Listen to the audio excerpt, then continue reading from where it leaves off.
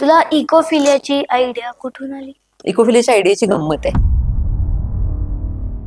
तर तुला असं कधीपासून वाटलं की आपण काहीतरी निसर्गासाठी केलं पाहिजे? वाटलं नाही, आवडत खूप होतं पहिल्यापासून. You see, you not observe. हे बघतीयस तू, हा बघितलं, पण तू ते ऑब्झर्व केलं नाहीस. लाईफ अराउंड अस काय आहे की फक्त बघा, निरीक्षण करा, मग प्रश्न पडतातच निरीक्षण करायला लागलं की. तुला असं वाटतं का की झाड आपल्याशी बोलतात रे? ओ, झाडं आपल्याशी बोलतात की नाही माहित नाहीये मला, माझा अनुभव नाहीये, पण झाडं आपापसात बोलतात हे मला माहिती. पर्यावरण वाचवण्यासाठी, निसर्ग वाचवण्यासाठी शाळांचा काय रोल आहे? खूप मोठा रोल असू शकतो. खूप सोपं करून टाकलेलं आहे असं वाटतं मला शाळांसाठी. झाडं वाचवा, निसर्ग वाचवा. तर फक्त झाडं हा निसर्गाचा भाग आहे का? पुढचा विचार खूप भयानक आहे, पण आजचं पाऊल खूप आश्वासक असलं पाहिजे. आजचं पाऊल ठामपणाने टाकलं पाहिजे. आज म्हटलं पाहिजे की हे नाही करणार आहे मी. मुलं त्या अभ्यासक्रमासाठी शाळेत येतील ही माझी गॅरंटी. Tiny talks.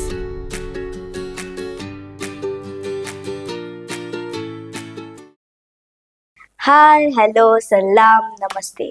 मी एका पाटील, बेकीज बेकरी प्रेझेंट पाटीलकीच्या टायनी टॉक्स मध्ये तुमचं स्वागत आहे. मित्रमैत्रिणींनो, मी पण तुमच्यासारखे स्कूलला जाते. आपल्याला पर्यावरण हा एक विषय असतो. तो कशासाठी असतो?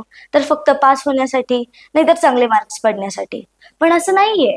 विचार करा, जर पर्यावरण हा आपला मित्र झाला तर आज आपल्यासोबत एक एकदम स्पेशल व्यक्ती आहे, जिला मी प्रेमाने अनुभव असं म्हणते. तिचा एक इकोफिलिया नावाचा एक ग्रुप आहे, ज्याच्यामध्ये ती लहान मुलांना, म्हणजे माझ्या वयाच्या मुलांना किंवा माझ्यापेक्षा छोट्यांना निसर्गाशी जोडायचा प्रयत्न करते. माझे प्रश्न थोडेसे वेगळे आहेत, तर आपण थेट वळूयात अनुमावकडे. अनुमाव, तुझ्या पाटीलकीमध्ये स्वागत आहे. थँक्यू. वेलकम. येस. तर बोलो. पहिला प्रश्न माझा, इकोफिलियाचा अर्थ काय?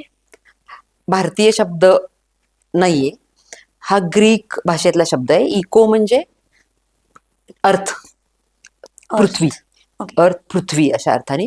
आणि फिलिया म्हणजे प्रेम, आकर्षण. तर इकोफिलिया असं जेव्हा म्हणतो आपण, तेव्हा निसर्गाप्रती जे आपल्या प्रत्येकाच्या मनात असतं, खूप आकर्षण, खूप प्रेम आणि खूप काहीतरी भारी आहे. आपण म्हणतो ना, बाहेर फिरून आलो आणि काय वाटलं, तर ते हे आहे इकोफिलिया. तू इकोफिलियामध्ये काय शिकवतेस? शिकवते शब्दावर माझा थोडा आक्षेप आहे. तो तुला कळाला असेल कारण तू इकोफिलियाला येतेस. तुला शेरलॉक होम्स माहितीये? हो, सगळ्यांनाच माहिती आहे. येस. तर त्याच्या फार भारी रहस्य कथा आपण ऐकतो. तर तो इतकं छान वाक्य एक वापरतो की जे आपल्या इकोफिलियाला कसं लागू होतं बघ, की you see, you not observe. म्हणजे हे बघतीयस तू, हा बघितलं, पण तू ते ऑब्झर्व केलं नाहीस. तू असं घेऊन बघितलं नाहीस की ह्याला काटे कसे काय आहेत, आवाज कसा येतोय आतमध्ये एवढा कडक. हेच करायला होतं फक्त आपण इकोफिलिया क्लब मध्ये, की फक्त बघा, निरीक्षण करा, मग प्रश्न पडतातच निरीक्षण करायला लागलं की. आणि मग ते चर्चा करून सोडवायचे. आता तुम्ही बसा आणि मग मी सांगतीये, असा सहसा करून आपला पॅटर्न नाहीये.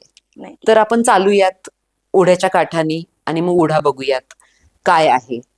मग ओढ्याकाठी जे काही दिसतायत झाडं, ती रस्त्याकाठी दिसतायत का, हा प्रश्न पडतोच.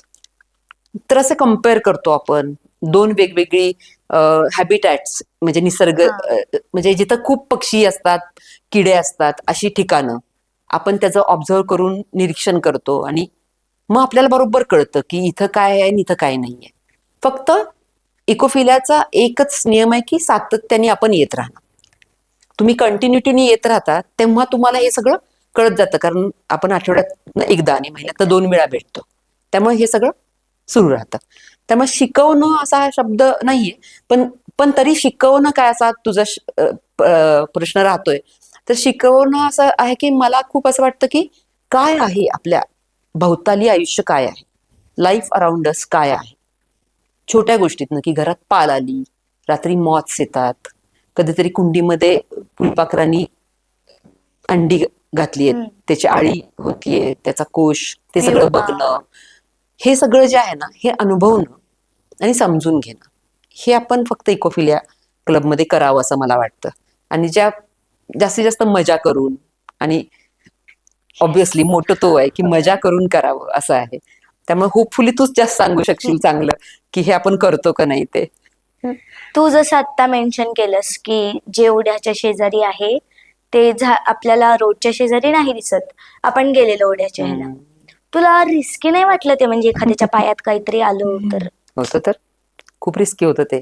पण त्यासाठी तुला आता मी हा विचारणं सांगते की मी नेचर नरेटर हा इकॉलॉजीचा एक कोर्स केला. नेचर नरेटर कसं बनायचं, इकॉलॉजिकल सोसायटी ऑफ पुणे.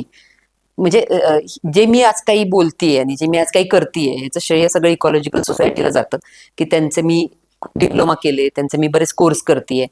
तर आम्हाला नेचर नरेटरच्या कोर्समध्ये 4 दिवसाचं वर्कशॉप होतं. आणि तेव्हा आम्हाला रेकी हा शब्द पहिल्यांदा कळाला. रेकी इन द सेन्स की उद्या तुम्हाला मला ओढ्याच्या इथं न्यायचंय, तर आदल्या दिवशी जाऊन, म्हणजे 2 दिवस 3 दिवस जाऊन आधी मी तो पूर्ण ओढा फिरून येते. तो फिरताना मी इमॅजिन करत असते की तुम्ही माझ्या बरोबर आहात. मग मला दिसतं की मला काय जाणवून द्यायचंय मुलांना, काय दाखवून द्यायचंय, माझे प्रश्न कशा पद्धतीचे असले पाहिजेत. हे झाड मला माहिती नाही तर त्याचा अभ्यास माझा असला पाहिजे, की मी त्याचा अभ्यास केलेला असला पाहिजे आधी, की हे काय आहे. आणि जर असा ओढा आणि खूप अडचणीची जागा असेल तर आपण रानवावरून त्या ठिकाणी जायच्या आधी अर्धा तास आमच्यातलं कोणीतरी, म्हणजे आमच्या मित्रमंडळींपैकी कोणीतरी तिथं जातं आणि त्या जागेमध्ये जरा आवाज करून चालून येतात की साप किंवा असं काही असेल की धोकादायक काही तुम्हाला असेल, मुलांना त्याचा धोका होऊ नये अशा टाईपचं आपण तिथनं बाजूला होईल कसं असं बघतो. आणि मग आपण तर बूट घालतो आणि ह्या गोष्टी सांभाळतो, तर त्या करतो. पण खरंय हे थोडंसं रिस्की आहे. तू जशी आता म्हटलीस की नरेटर, तुला हे सगळं निसर्गात राहायला आवडतं, तर तुला असं कधीपासून वाटलं की आपण काहीतरी निसर्गासाठी केलं पाहिजे? वाटलं नाही, आवडत खूप होतं पहिल्यापासून. कारण मी रेल्वेच्या क्वार्टर्समध्ये वाढली आहे. तर तिथं आमच्या आसपास, रेल्वे लाईनच्या आसपास तसं थोडं थोडं जंगल होतं. आणि माझ्या वडिलांना, माझे वडील तिथं मुख्याध्यापक होते त्या शाळेवरती. तर रेल्वेच्या अक्वायर केलेल्या जमिनी ज्या असतात रेल्वेनी, शेतकऱ्यांच्या जमिनी घेऊन त्यातून रेल्वे लाईन गेलेली असते. तर त्याच्या सोडून जी जमीन राहिलेली असते ती एकदा आम्हाला, मी लहान असताना आम्हाला एकदा शेती करायला मिळाली होती. आणि मग बाबा मला तिथं घेऊन जायचे त्यांच्या बरोबर. आणि मला अजून असं आठवते तिथं हरभऱ्याचं पीक केलं होतं. आणि मला त्याचं फूल आणि ते नंतर येणारा ढाळा बघताना मला खूप आश्चर्य वाटलेलं. म्हणजे मी अगदी लहान असेल, 2री 3रीत वगैरे असेल, पण मला आठवतं की ते मला खूप, माझी प्रॉमिनंट मेमरी आहे निसर्गाबद्दलचं काहीतरी बघायची. आणि मग मला सगळं बघायची वेड लागलं होतं की बसमधनं सातारला आम्ही शाळेला यायचो, तर मी जागेवर कधी बसायचे नाही. इकडं हे झाड दिसतंय, मग नदीच्या बाजूला तिकडं ते बघायचंय, मग इकडं एक बगाडे हॉस्पिटलच्या समोर एक असं खाली जुईचं झाड, वेल होता, तर जाई जुईचा तो फुललेला असायचा, तर मग ते बघायचंय. तर ते असं होतं आणि ते आवडत गेलं. आणि मग शिक्षण तसं मिळत गेलं. घरच्यांनी वगैरे असं थांबवलं नाही की हे नाही शिकायचं म्हणून वगैरे. आणि मग त्या वेडाला खतपाणी मिळत गेलं.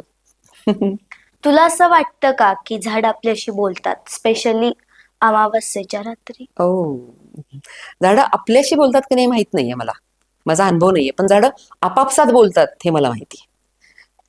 हे तर खूप आता प्रूव्ह झालेलं आहे की जेव्हा असा दुष्काळी भाग असतो आणि तिथं समजा बाभळीची झाडं माहिती आहेत तुला, पिवळी फुलं येतात ती ती आलेली असतील, आणि मोठा कळप येतो शेळ्यांचा खायला, तर ते असं वर चढून खायला लागतात. आणि जेव्हा ते असं खातात तेव्हा ते झाड, पहिलं झाड आपल्यामधून एक असा वेगळा वास बाहेर पसरवतो हवेमध्ये, की जो आपल्याला नाही येत, पण तो आसपासच्या झाडांना येतो. आणि मग ती झाडं आपल्यातलं कडूपणा किंवा अलर्ट होतात की आता कोणतरी आपल्यावरती हल्ला करायला येणार आहे. किंवा झाडांच्या मुळांमध्ये मायसेलियम नावाचं एक वेब असतं की जे उड वेब म्हणतात त्याला, जमिनीच्या आतमधलं अगदी बारीक जाळं असतं. म्हणजे अॅनिमेशनच्या फिल्ममध्ये जमिनीच्या असे बारीक अशा प्रकाश किरण दाखवतात ना, तसं ते जाळं असतं. आणि ते जाळं असतं ना, ते खूप झाडं एकमेकांशी बोलतात त्यांनी. मग काही ग्रुपनी राहणारी झाडं आहेत, ते ग्रुपमधली 6 कट केली आणि एक ठेवलं तर ते एक पण नाही राहत, ते 6 बरोबर एक पण मरून जातं. तर याच्यावरून आता हे सिद्ध होऊ लागलेलं आहे आणि खूप सुंदर पुस्तक आहे त्याच्या संदर्भातलं, की हे सगळं झाडं कशी एकमेकांशी बोलतात आणि काय करतात. त्यामुळे झाडं बोलतात हे मला माहिती आहे, पण जर अमावस्येच्या रात्रीचा वगैरे अनुभव नाहीये मला. जर तुला निसर्गाने जादूची छडी दिली तर तू एक गोष्ट काय बदलशील निसर्गामध्ये, अशीच चुटकी सरशील? खूप मला अशी विश असेल की मी बदलू बदलू शकेन, पण तसं नाही होणार आहे मला माहितीये. इमॅजिन कर. तर मग मी असं म्हणेन की आपण शेती न करता आपण जंगलावरती अवलंबून राहिलेला असायला पाहिजे होतो, असं असं मी का? म्हणेन. कारण शेती सुरू झाली आणि मग खूप जंगल कटाई सुरू झाली. मग नंतर औद्योगिकरण आलं, आपल्याला कारखाने उभारायचे होते, मग अजून आपण जंगल कापायला लागलो. मग कारखान्यातून आलेला माल इकडून तिकडे न्यायचा होता, म्हणून आपण जंगल कापायला लागलो. असं सगळं बदलत गेलं. मग आपण जर जंगलावरतीच फक्त फळांवरती अवलंबून असतो आणि शिकारीवरती, तर आपण हे सगळं केलं नसतं. त्यामुळं आय विश. माझ्या ज्या फ्रेंड्स आहेत ना, तर मी त्या तासन तास मोबाईलवरती गेम्स खेळत बसतात आणि मी त्यांना म्हणते की चला ट्रेकिंगला जाऊ, झाडे लावायला जाऊ, तर ते खूप आळसतात. म्हणजे की कशाला जायचंय, हो ना. कंटाळा येतो, आळस आलाय, तुला काही काम नसतात का, असं हम्म. हे करतात. पण त्यांना निसर्गाकडे कसं असं खेचून घ्यायचं? त्यांच्या आईबाबांची जबाबदारी जास्त आहे. त्यांच्यापेक्षा त्यांच्या आईबाबांनी त्यांचा मोबाईल कमी केला पाहिजे स्वतःचा, आणि आईबाबांनी गेलं पाहिजे आधी, आणि मग मुलांना बरोबर नेलं पाहिजे असं वाटतं मला. कारण छोट्या मुलांच्या खांद्यावरती फार ओझं टाकायला मला नको वाटतं, कारण आम्ही मोठी माणसं सुद्धा काही फार शहाण्यासारखं वागत नसतो बऱ्याचदा. त्यामुळे मला वाटतं की आईबाबांनी जर हे असं काढलं मुलांना, आणि घरातच अशी पद्धत असली की आपण ट्रेकिंगला जातोय, आपण बाहेर फिरायला जातोय, आपण नवीन काहीतरी बघायला जातोय, तर ती सवय लागते मुलांना आपोआप. ह्या उन्हाळ्यात कधी पण पाऊस येतोय, मधूनच 45 डिग्री आता तापमान झालंय, खूप उकडतंय साताऱ्यात. तर मी लहान आहे, मी जेव्हा मोठी होईन तेव्हा पृथ्वी कशी असेल, म्हणजे तुला काय वाटतंय कशी होईल पृथ्वी? हे मी इमॅजिन नाही करू शकत आहे खरं सांगायचं तर, पण मला पुढचा उन्हाळा दिसतोय की जेव्हा काय असेल, म्हणजे खूप जवळचं मला दिसू शकतंय. मला खूप लांबचं माझी मर्यादा आहे की मला इमॅजिन नाही करता येते, पण मला खूप जवळचं दिसतंय आणि मग ते खूप मला भयानक वाटतंय. की जसं की आपला सातारा ठोसेघर रस्ता आहे, तिथं आता प्रचंड झाडं तोडली आणि मग सगळे नागरिक रस्त्यावर आले आणि त्यांनी त्यातली 10 एक झाडं काढायला नाही सांगितलं, आणि मग बराच त्याच्यावरती प्रयत्न केले, सर्वेक्षण केलं. त्याच्या एका छोट्या सर्वेक्षणाला मीही गेले होते. तर हे प्रयत्न करत राहायला पाहिजे. तर मला वाटतं की ज्या आईबाबांना आपल्या मुलांच्या भविष्याची काळजी वाटते, त्यांनी ह्या सगळ्यामध्ये सहभाग घ्यायला हवा. हे सगळं थांबवायला हवं. आपल्या रोजच्या सवयी बदलायला हव्या. रोजचा पाण्याचा वापर बदलायला हवा. रोजच्या प्लॅस्टिकचा वापर बदलायला हवा. छोट्या छोट्या गोष्टी, म्हणजे भाजी आणायला जाताना पिशवी नेणं कापडी, ही खूप मोठा इम्पॅक्ट पाडणारी गोष्ट आहे. पॅसिफिक ओशनमध्ये एक गार्बेज पॉइंट तयार झालेला आहे की जिथं सगळ्या दुनियेचं प्लॅस्टिक येऊन जमा होतंय आणि साठतंय. म्हणजे समुद्रावरती प्लॅस्टिकचा मोठाच्या मोठा थर तयार होतोय, आणि इव्हेंच्युअली ते येते आपल्या आपल्या शरीरात. म्हणजे आता तुला माहिती असेल की आपल्या रक्तात सुद्धा प्लॅस्टिकचा अंश सापडतोय. हो. तर म्हणजे हे परत चक्राप्रमाणे फिरून आपल्यापर्यंतच येते.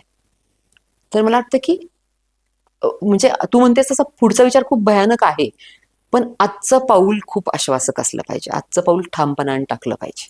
आज म्हटलं पाहिजे की हे नाही करणार आहे मी, आज मी हे करणार आहे, मी जाणार आहे ठोसेघरची झाडं वाचवायची, तर मी जाणार आहे. विचारणार आहे रस्त्यात थांबून की का तोडताय झाड. कारण आता रस्त्यावर आले मी इथं आत येताना स्टुडिओमध्ये, तर गाडी कुठं लावू असं मला झालं, कारण सावलीच कुठं नव्हती. बिल्डिंगची सावली होती, पण ही जर अख्ख्या ह्या रस्त्यावरती झाडांची लाईन असते तर ते खूप छान वाटलं असतं ना. इकोफिलियामध्ये प्लास्टिक का बॅन आहे? म्हणजे जेव्हा पण कुठली तरी लहान लहान छोटी छोटीशी मुलं असतात, ती काहीतरी चिप्स घेऊन येतात, बिस्किट्स घेऊन येतात, मग तू त्यांना का सांगतेस की प्लास्टिक अलाउड नाहीये इथे? आणि चिप्स आणि पॅकेटमधलं खाणंच अलाउड नाहीये खरं हा, तर. चिप्स तर पण आता नाहीच ते आहे. लहान असतात, मग तू त्यांना असं म्हणून तर शकत नाही, नाही नाही इट्स नॉट अलाउड. हो, पण मी हे ग्रुपवर टाकते सांगतेस. हा. परत की नाही पाठवायचं. मग मी खाण्याचे पर्याय पण पाठवते की काय तुम्ही देऊ शकता. हम्म. थालीपीठ, उसळ, घरी केलेलं कटलेट, घरी केलेलं तळलेलं सुद्धा चालेल, पण पॉकेट्स पॅकेट्स नका वापरू. कारण इकोफिलिया जिथं घडतं आपला क्लब, तो रानवा म्हणजे माझ्या शेताचा जो भाग आहे तो खूप चांगल्या पद्धतीने सांभाळलेला आहे मी तिथं. प्लॅस्टिक न येऊन देता ते घर बांधले ते पण सस्टेनेबल, म्हणजे आपण जो ओव्हन बांधला ज्यासाठी आपण मड हा. वापरला, माती वापरली, तसं माती चुना ह्याचा वापर करून बांधलेला आहे. तर त्या सगळ्या एरियामध्ये इव्हन मला त्या मगाशच्या तुझ्या प्रश्न जर परत विचारला तर मी सांगेन की प्लॅस्टिक वरती काहीतरी, पूर्ण प्लॅस्टिक नष्टच होऊन जाईल जगातलं, असं काहीतरी मी करेन की प्लॅस्टिक लोकांच्या ब्रेन मधनच निघून जाईल. तर तसं मला वाटतं की, आणि ही सवय आहे ना, मुलांना ही सवय पाहिजे की आपण आपण विकत घेतली छोटा काय कुरकुरेचा पॅक, हा. तर तो आपण टाकणार आहे कुठं हे विकत घेताना लक्षात यायला हवं. म्हणजे आई वडिलांच्या सुद्धा, की मग त्याला ते सांगता येतं की तू परत पिशवीत ठेवून घरात आण, आपण एके ठिकाणी कचऱ्यात टाकू. तर ते थोडं असं पाहिजे, त्यामुळे मला ती सवय लावावी वाटते, म्हणून आम्ही हे असं करतोय. इकोफिलियामध्ये खूप अशी चिल्ली पिल्ली छोटी छोटी मुलं आहेत. हम्म. काही काही थोडासा त्रास देतात. तू त्यांना हँडल कशी करतेस? मी त्यांना ना को फॅसिलिटर म्हणून घेते माझ्या बरोबर. मी त्यांना एक जबाबदारी देते की आता इथं प्रश्न तू लिहून काढशील का, असं करते. मग ते प्रश्न लिहिण्यात गुंततात. आणि पण बऱ्याचदा माझा अनुभव आहे, असं मला त्रास नाही झालेला मुलांचा की त्यांनी त्रास दिलाय आणि आता मला असं नाही झालेलं. तर त्यांना खूप प्रश्न पडत असतात, ते ऐकणं हे त्यांना जास्त अपेक्षित असतं. त्यामुळे ते खूप असे काहीतरी विचारत असतात, पण ते फक्त नीटपणाने ऐकलं तर मला वाटतं की त्यांचं पण हे कमी होतं, म्हणजे त्यांची उत्सुकता असते हा. ती शमवली जाते असं वाटतं. तुला इकोफिलियाची आयडिया कुठून आली? इकोफिलियाच्या आयडियाची गंमत आहे. मी ओव्हरऑलच ह्या क्षेत्रामध्ये काम करत होते, आणि कल्चरल कट्टाची जी चित्रा म्हणून आहे ना, हा. तर तिने मला सांगितलं की गुरुकुल शाळेला राजेंद्र चोरगे सरांच्या इथं शेती हा विषय शिकवायसाठी कोणीतरी, शेतीविषय करायसाठी कोणतरी पाहिजे. तेव्हा शिकवणं माझ्या डोक्यात नव्हतं. मग मी त्यांना जाऊन भेटले, तर त्यांनी म्हणजे एकदम की नाही, तुम्ही मुलांना शिकवायचंय. मी म्हटलं मी कधीच नाही शिकवलेलं, म्हणजे मला तोपर्यंत माहित नव्हतं की आपण शिकवायचंय. पण त्यांनी मला खूप असं म्हटलं, तेव्हा मी म्हटलं की करून बघूयात, नाही जमलं तर आपल्याला म्हणता येऊ शकतं की हे नाही मला जमते. आणि मग सुरू झालं, आणि मला कळालं की मला हे चांगलं वाटतंय, मला जमतंय आणि मला मुलांबरोबर कनेक्ट होता येते. आणि मग मला खूप मजा आली. त्यामुळे मी चोरगे सरांना याचं खूप श्रेय देईन की त्यांनी खूप चांगल्या पद्धतीनं हे केलं. पण शाळेमध्ये मी गुरुकुल शाळेमध्ये 4 एक वर्ष हाच उपक्रम घेत होते. म्हणजे शेतापासून ताटापर्यंत सेंद्रिय पद्धतीनं भाजीपाला पिकवायचा. पण माझ्या लक्षात आलं की हा एक भाग आहे निसर्गाचा, जसा माणूस एक भाग आहे तसा शेती एक भाग आहे. पण निसर्ग हा जो भाग आहे, तर ह्याच्यामध्ये मला इकॉलॉजिकल सोसायटीच्या नेचर नरेटर हा एक कोर्स आहे, त्याची खूप गंमत झाली. आणि मला सगळ्यांना हे सांगायला आवडेल की ज्यांना हे क्षेत्र आवडतंय त्यांच्यासाठी अमाप संधी आहे तिथं. आणि नेचर नरेटरच्या कोर्समध्ये तर तुम्ही फक्त नरेट करायचं, म्हणजे तुम्ही सांगायचं निसर्ग आसपास काय आहे, आणि तो ऑब्झर्व करून तुम्ही सांगायचा. थोडं तुम्हाला जे लागतं त्याबद्दलची माहिती ते तुम्ही मिळवू शकता, शिकू शकता नवीन. तर त्या कोर्सनं मला ही खूप दृष्टी दिली, आणि इकॉलॉजी. आणि मला लक्षात आलं की मग मला जे वाटतं मुलांबरोबर शाळेत कनेक्ट व्हावं, ते सगळं माझ्या शेतावरती आहे. म्हणजे ओढा आहे, मोठा वड आहे, मातीचं घर आहे, समोर सह्याद्रीची रांग आहे, आणि आसपास बऱ्यापैकी झाडी आहे. म्हणजे जंगल नाही म्हणणार, पण झाडी जसे क्लस्टर छोटे छोटे पॅच आहेत. मग मला वाटलं की मुलं इथं आली तर किती मजा येईल मुलांनाही. आणि मग त्यातून इकोफिलियाची आयडिया आली. पर्यावरण वाचवण्यासाठी, निसर्ग वाचवण्यासाठी शाळांचा काय रोल आहे? खूप मोठा, खूप मोठा रोल असू शकतो. शाळांमध्ये मुलं असतात तेव्हा जे उपक्रम केले जातात पर्यावरण म्हणून, हम्म.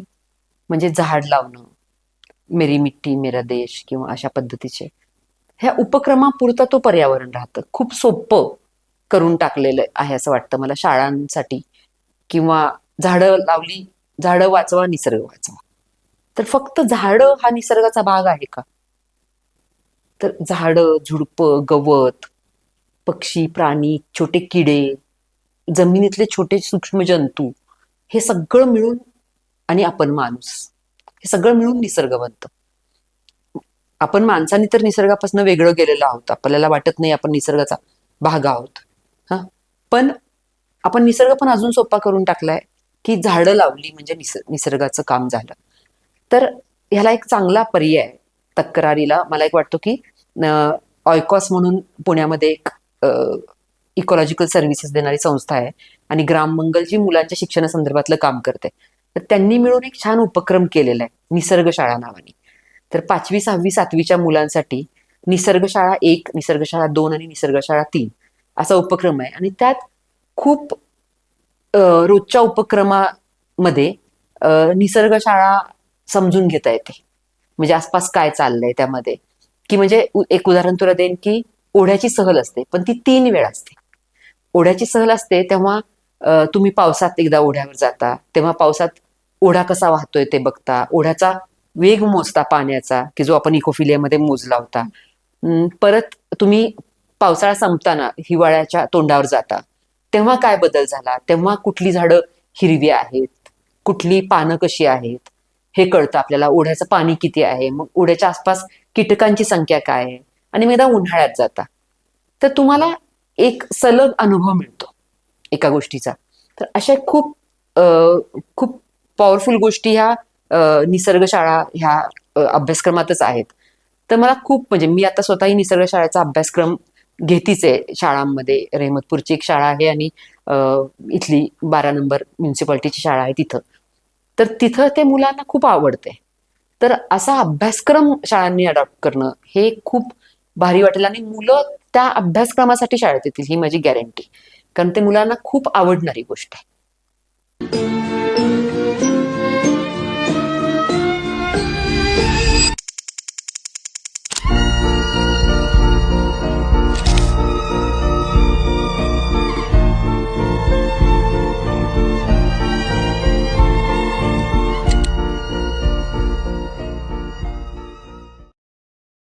माणसामुळे आता पक्ष्यांची घरटी नष्ट होत आहेत.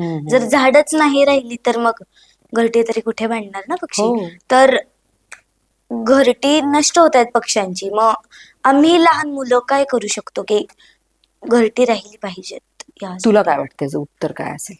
काय तुझ्या दृष्टीने काय वाटते की काय करू मी शकतो? डेफिनेटली नाही म्हणणार की झाडं लावली पाहिजेत, कारण की झाडं लावणं सोपं आहे पण झाडं जगवणं अवघड आहे. हम्म, हम्म, बेटर की आपण झाडं कापणार नाही हम्म. किंवा अगदी बरोबर. त्यांचे जे हॅबिटॅट्स आहेत त्याच्यात इंटरफेअर करणार नाही. एखादा जर कुठला तरी चांगला पक्षी दिसतो एकदम गॉर्जियस आहे तर त्या सराउंडिंग मध्ये जाऊन तिथे मध्येच फोटो काढ, टॉर्च मार, हे करणार नाही. काजवा महोत्सवाला हा काजवा एक्झॅक्टली. महोत्सवाला जाणार नाही हे करू शकतो टॉर्चेस आपण.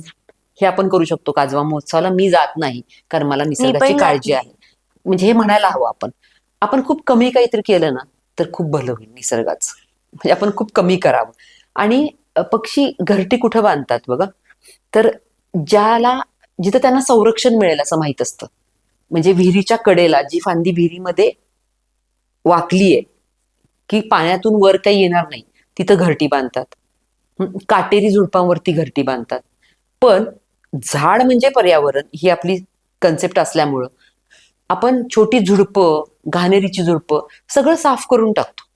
मोठी झाडं आणि त्यांच्या खालचा पाला, कचरा काढून खाली स्वच्छ ठेवणं, हे जरी आपण थांबवलं ना, ठिकठिकाणीचे पॉकेट्स असतात की जिथं असं. आता शहरामध्ये सुद्धा बघशील आपण, तर निसर्गात बाहेर जायला नको, अगदी अर्बन एरियामध्ये, शहरी एरियामध्ये अशी घरं पडलेली असतात आणि तिथं असं खूप उगवून आलेलं असतं काही काही. हा.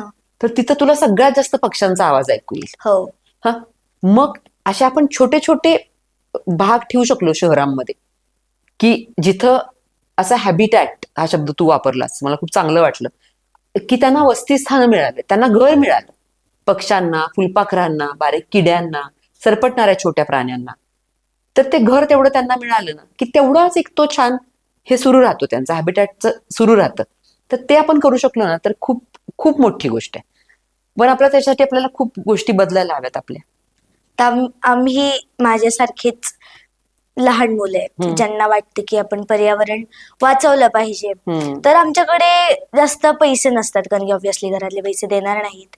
निसर्ग वाचवण्यासाठी पैसे तर आपण घेऊ शकत नाही.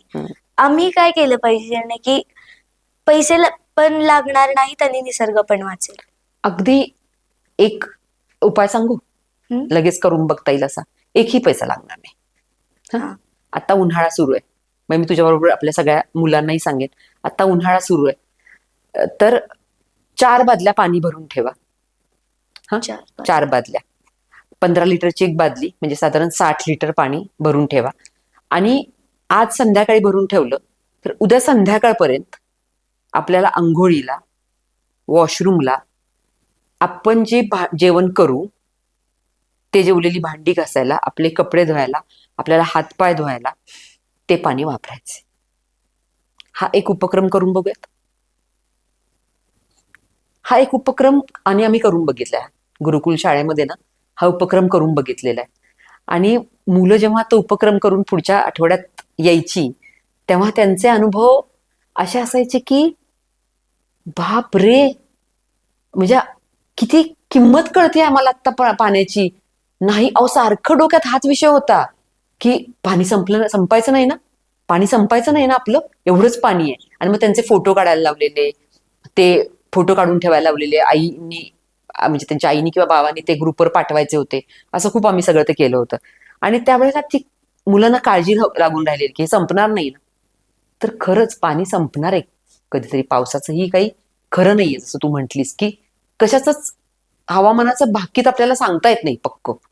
तर त्यावेळेला जे आहे, मग जे आहे ते म्हणजे मग ते पेट्रोल असेल, तो गॅस असेल, तो पाणी असेल, ते आपण खूप नीट वापरलं पाहिजे. हे आपण तर अगदीच करू शकतो. त्यामुळे मला तर वाटेल की असं खूप मोठ्या गोष्टी सांगायपेक्षा की तुम्ही प्लॅस्टिकवरती, तर मला असं वाटतं की आपण हा प्रयोग करून बघायला पाहिजे सगळ्या मुलांनी, की 4 बादल्या पाणी घ्यायचं. आणि हा आमच्या निसर्ग शाळेमधला एक प्रयोग आहे बरं का, की जो तिथं केलेला आहे. मुलांना हा प्रयोग असतो करायला शाळांमध्ये शिक्षणामध्ये हा प्रयोग असतो की जो मी केलेला आहे शाळेमध्ये. तर हा प्रयोग केला ना तर खूप गोष्टी आपल्याला कळतात. त्यामुळे असं 4 गोष्टी मी सांगितल्या तर हा म्हणजे सगळे सांगत असतात सारखे काही ना काहीतरी, असं करा, तसं करा, तसं करू नका. त्यापेक्षा करून बघायला, गांधीजींचा देशात राहतो ना आपण, तर करके देखो हा सगळ्यात चांगला उपाय आहे. इकोफिलियामध्ये जेव्हा मुले येतात आणि त्यांच्यातला एक असा फरक जो तुला बघून अभिमान वाटला की येस. फरक नाही, पण मुलांना जेव्हा कळतं आणि मला त्यांच्या डोळ्यात दिसतं की त्यांना हे कळलंय आणि त्यांना हे खूप आश्चर्यकारक वाटलंय. म्हणजे एका नदीचा उगम, तो आठवतोय तुला, इको हा. वॉक आपला, तर त्या वॉक वरनं येताना मग तिथली झाडं, ते लायकेनची गोष्ट, वडाची गोष्ट असं सांगून आपण सगळं परत येत होतो. आणि आपण शेवटी कन्क्लुजन करायला असं गोल उभं हो. होतं. तेव्हा ती मीरा नावाची एक मुलगी म्हणाली की, म्हणजे ती 3रीतली मुलगी आहे, तर ती म्हणाली की पण मला माहीतच नव्हतं की निसर्ग, असं म्हणाली, ती थांबली. मग कोणतरी तिला म्हणालं छान, ब्युटिफुल. तर ती म्हणली नाही नाही नाही, निसर्ग इतका ऑर्गनाइज्ड आहे. हा, तर मला ते निसर्गातलं ऑर्गनायझेशन काय आहे हे तिला कळालं. ह्याचा मला अभिमान नाही, पण मला खूप छान वाटलं की अरे किती, म्हणजे हिला कळतंय नेमकं आपल्याला काय म्हणायचं ते. असे काही क्षण खूप छान आहेत इकोफिलियानी दिलेले, आणि म्हणजे तुम्ही मुलांनी दिलेले, की ते नीट कळतं. किंवा 3 वेळेला आपण निसर्ग निर्मित झालेली जंगलाचा छोटा छोटा पॅच बघितला आणि मग मियावाकी जंगल आपण बघितलं. तर काहीही न बोलता मुलांनी, म्हणजे तुम्ही जसं एक फरक दाखवा, तो प्रश्न असतो ना की ए आणि बी मध्ये काय फरक आहे सांगा, आणि ते फरक लिहा 5, तसे मुलांनी लिहून काढले होते फरक बसून. म्हणजे हे न सांगता, हे न बोलताही, की तिथं कसे होते वेल, इथं कशी सरळ वाढली आहेत झाडं, इथं गवत नाहीये, तिथं खूप गवत होतं, एकमेकांच्यात गुंतागुंत होती, मग पक्ष्यांना घरटीला जागा मिळत असेल, इथं तसं काही नाहीये. असे सगळे फरक पटपट पटपट मुलांनी लिहून काढले होते. किंवा एक फुलांचा उत्सव, आपण हो. वसंताच्या मध्ये वसंत ऋतूच्या आगमनाला गेलो होतो, आणि तेव्हा मुलांनी ते एका दिलेल्या फुलपाखराच्या आकाराचा कागद दिला होता, आणि तिथे आपण त्याच्यावरती ड्रॉइंग केली. त्याच्यावरती तुम्ही ते छान चित्र काढली होती. तर त्या चित्र काढताना सुद्धा त्यांनी त्या फुलांची रचना, आधी त्यांनी ती मॅग्निफाईंग ग्लास मधनं फुलं बघितली, त्यातला अँथर आणि ओव्हरी आणि हे सगळे पार्ट बघितले, त्याची रचना कशी आहे फुलांची ते बघितलं. मग काही मजेशीर गोष्टी असतील तर त्या ऐकल्या, आणि मग त्यांनी त्या फुलपाखरांच्या कागदावरती त्यांनी ज्या पद्धतीनं त्या फुलांची रचना केली ते इतकं सुंदर होतं ना बघणं. म्हणजे मला स्वतःलाच ते सगळं मुलं करत होती आणि ते बघताना इतकं मस्त वाटत होतं की मला वाटलं हे खूप मस्त आहे, मला खूप छान वाटतं ह्याचं. असे खूप आहेत क्षण इकोफिलिया बरोबरचे. कचरा करतात मोठी लोक, मग तू आम्हाला का शिकवतीस की नाही तुम्ही हम्म. कचरा नाही केला पाहिजे? आम्ही कचरा करतच नाही. कचरा करतात मोठी लोक. तुला सांगू का तुझ्या प्रश्नात उत्तर यायचं. तुम्ही मोठे होणार आहात कधीतरी. हो. तुमच्या मोठ्यांसाठी त्यांच्या मोठ्यांनी ज्या गोष्टी केल्या नाहीत ना त्या आम्ही करतोय. म्हणजे म्हणजे तू आता कशी तक्रार केलीस हम्म. की मोठे लोक कचरा करतात. जेव्हा तुम्ही मोठे व्हाल तेव्हा तुमच्या लहानांनी नाही म्हटलं पाहिजे की आमचे मोठे कचरा करतात. तुम्हाला सवय नसेल कचरा करायची तर त्यांनाही येणार नाहीये. त्यामुळे कुठल्या तरी मोठ्यांनी शहाणं व्हायला पाहिजे. तर ते तुम्ही होताय का बघा असा हा प्रयत्न आहे. तू एवढं जंगलात आणि डोंगरावरती काम करतीस, तुझा एक असा अनुभव आमच्यासोबत शेअर कर ज्याच्यामध्ये तुला रडवलं पण आणि आनंद पण झाला. आनंद झालेल्या गोष्टी खूप आहेत. 2006 मध्ये ना आम्ही सेन्सस असतो बरं का. म्हणजे कोयनाचं जंगल आहे जिथं आता वाघ सोडले माहितीये तुला. हो. तर तिथं आतल्या एरियामध्ये आमचा म्हणजे प्राणी गणना होती. म्हणजे आम्ही पाण्याच्या कडेने फिरायचं आणि आम्ही ड्रोंगो नावाचा ग्रुप आहे त्याचा आम्ही सगळेजण गेलो होतो आणि पाण्याच्या कडेने फिरायचं आणि पगमार्क म्हणजे प्राण्यांचे पायाचे ठसे त्याच्यामध्ये प्लॅस्टर ऑफ पॅरिस घालायचं आणि त्याचे साचे बनवायचे. असा तो कार्यक्रम होता. जवळजवळ 10-12 दिवस आम्ही जंगलात होतो आणि आम्ही दिवसा ते काम करायचो आणि काहीच नव्हतं ना म्हणजे वेळ नव्हती कशाला, इतक्या वेळात इकडे पोचायचं नव्हतं, काही नव्हतं. मे महिना होता. एक 2-3 दिवसांनी फॉरेस्टची गाडी यायची आम्हाला काहीतरी खायला द्यायचे आणून, नाहीतर मग करवंद खा, आमच्याकडे थोडंफार खायला नेलेलं ते खा, असं काहीतरी आम्ही करायचो. आणि एकदा संध्याकाळी एका दगडावरती असंच पाण्याच्या कडेला आम्ही बसलो होतो. बॅकवॉटर म्हणजे कल्पना कर की कोयनाचं म्हणजे आपल्या बामणोलीचं सगळं पाणी जे आहे ना तिथं असं आम्ही कडेला बसलो होतो आणि असं जस्ट नुसते बसलो होतो. काही काही जण इकडे तिकडे होते, असे आम्ही 5-6 जण ग्रुपमध्ये होतो आणि एकदम असं वाटलं की संध्याकाळ होत आली होती. एकदम असं वाटलं की पाणी असं वर वर यायला लागले. तर पहिल्यांदा असं कळालं नाही की काय होतंय नक्की. म्हणजे मला खूप नजर असं स्थिर करून बघितलं तेव्हा असा असा लाखो माशांचा थवा पाण्यामध्ये एका बाजूनी वळत होता असा दुसऱ्या बाजूला आणि ते जे काय पाण्यामध्ये त्यांचं असं चंदेरी लखनकलं असं फिरत होतं ते बघणं म्हणजे मला असं झालं की हे काय म्हणजे हे काय बघायला मिळालं मला आणि हे इतकं मस्त होतं ना. असे असे भारी भारी अनुभव खूप आहेत खरं तर. इकोफिलियामध्ये तुझे पुढे जाऊन काय प्लॅन्स आहेत? खरं तर ना चिंगुल्या चिंगुल्या मुलांसाठी 6 ते 10 या वयोगटातल्या मुलांसाठी एक बॅच करायची आहे आणि खूप प्रश्न पडणारी मुलं आहेत ती. मला माहितीये की आई बाबा त्या मुलांना सोडतील की न्या आमच्या मुलाला आणि त्याचे प्रश्न बघा काय करायचं त्याचं. त्यामुळे ती मुलं हवी आहेत, त्यांची एक बॅच करायची आहे आपल्याला. आणि दुसरं एक आहे की आमची माती आमची माणसं. म्हणजे मुलांनी गट शेती करायची आहे. मुलांनी मिळून एक शेताच्या पॅचमध्ये शेती करायची, आपलं धान्य पिकवायचं त्याच्यामध्ये, त्यांनी त्यामध्ये सगळी कामं करायची आहेत. गटशेती कम्युनिटी फार्मिंग असं म्हणताना सगळी कामं सगळ्यांनी मिळून केली तर त्यांचे पैसे वाचणार आहेत आणि मग त्यांना फायदा मिळणार आहे. मग त्यांनी त्याचा हिशोब सांभाळायचा आहे, त्यांनी त्याची मेहनत करायची आहे आणि त्यांनी पिकवलेलं घरी न्यायचं आहे. आणि मग इकोफिलियाचे आपले नेहमीचे जे उपक्रम चालू आहेत, वेगवेगळ्या गोष्टी एक्सप्लोअर करणं ह्या वर्षी. आणि या निमित्तानं मला अनाऊन्स करताना एक फार भारी वाटतंय की या 2 दिवसातच हे ठरलं की इकॉलॉजिकल सोसायटी जिथं मी शिकले पुणे, ते आणि इकोफिलिया क्लब असं मिळून आम्ही काही नेचर वॉक सातारामध्ये सुरू करतोय की म्हणजे वेगवेगळ्या ठिकाणी जायचं. कारण तरुण भारत आणि चित्राज कल्चरल कट्टा त्यांनी जो आता कल्चरल स्ट्रीट घेतला होता त्यामध्ये जेव्हा मी समजत होते की मी मुलांसाठी जे काही अरेंजमेंट केली होती फुलांची वगैरे ती केली होती, पण खूप मोठी माणसं तिथे येत होती आणि म्हणत होती की आम्हाला माहितीच नव्हतं हे, आमच्यासाठी काही का घेत नाहीये तुम्ही. आणि त्यांनी नावंही दिलेली आहेत तर मला असं वाटलं की अरे हे करायला पाहिजे बरं का. पण मग आता इकॉलॉजिकल सोसायटीच्या बॅनर खाली हे करायला मला खरंच खूप आनंद होईल. त्यामुळे हे 2 गोष्टी खूप आहेत आणि तू त्यात आहेस. हो. आणि तुम्ही मोबाईल सोडून बाहेर या, झाडं लावा आणि झाडं जगवा. थँक्यू मऊ, तुझ्याशी भेटून तुझे अनुभव जे तू आम्हाला सांगितलेस खूप छान वाटलं. मला पण खूप मजा आली. आणि जर तुम्हाला मित्रांनो, जर तुम्हाला पाटीलकीचे पॉडकास्ट, स्टाईल टॉकचे स्पेशली पॉडकास्ट जर आवडले असतील, लाईक करा, शेअर करा आणि सबस्क्राईब करायला विसरू नका. थँक्यू. नमस्कार. बेकीज बेकरी हे आपल्या पॉडकास्टचे स्पॉन्सरर आहेत, तर त्यांच्याकडून तुला एक छोटीशी भेट. थँक्यू. वेलकम. Tiny Talks